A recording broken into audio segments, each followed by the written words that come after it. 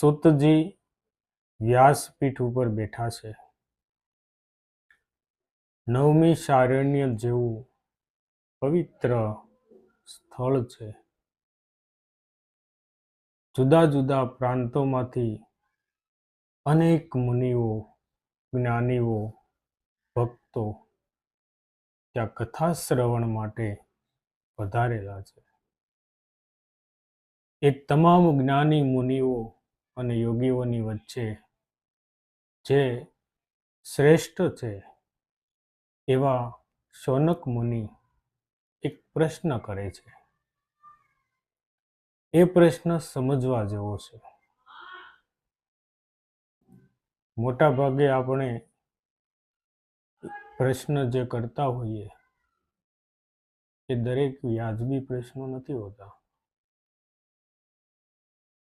બુદ્ધિજીવી લોકો અને ભક્તિ જેને મનથી અને દિલથી લાગી ગઈ છે ને એના પ્રશ્નો પણ ક્યારેય નબળા નથી હોતા.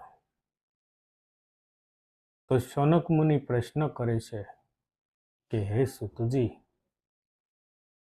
જ્ઞાન અને વૈરાગ્યથી યુક્ત સદભક્તિથી વિવેક કેવી રીતે ઉત્પન્ન થાય છે? વિવેકની ઉત્પત્તિ કેવી રીતે થાય છે?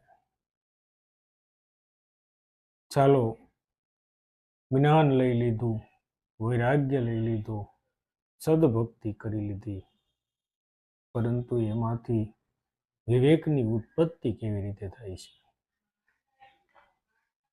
આજે આસુરી વૃત્તિવાળા જીવો છે, રાક્ષસો છે, માણસો છે, એનો નાશ કેવી રીતે થાય છે અને એનામાં શુદ્ધ ભાવ કેવી રીતે આવે છે?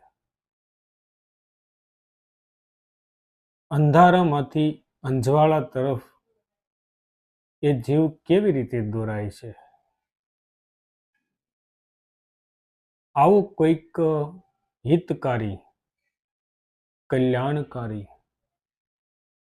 પાવનકારી માર્ગ આપને બતાવો.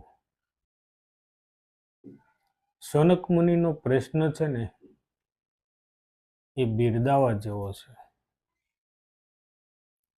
કારણ કે શિવજીની પાસે પહોંચવું હોય ને, મહાદેવ સુધી દિલથી પહોંચવું હોય ને, તો આ